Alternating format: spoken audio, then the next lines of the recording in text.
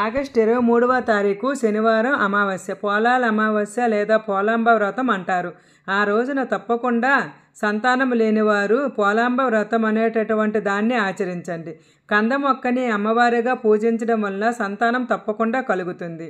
శని అమావాస్య కాబట్టి శని బాధను ఉన్నటటువంటి వారు, శని మహాదశ అంతర్దశ నడిచేటటువంటి వారు, కష్టాల్లో ఉన్నటి వాళ్ళు, మేషరాశి, మీనరాశి, కుంభరాశి వాళ్ళకి ఏలినాటి శనిదోషం కాబట్టి, మిథున రాశి వాళ్ళకి కంటపు శనిదోషం కాబట్టి, ధనుసు రాశి వారికి అష్టాదశ శనిదోషం కాబట్టి, సింహరాశి వారికి అష్టమ శనిదోషం కాబట్టి తప్పకుండా ఆ రోజున శనికి తైలాభిషేకం చేయించడం వల్ల, నల్ల నువ్వులు దానం ఇవ్వడం వలన, అన్నదానం లాంటివి చేయించడం వల్ల విశేషమైనటువంటి ఫలితం లభిస్తుంది.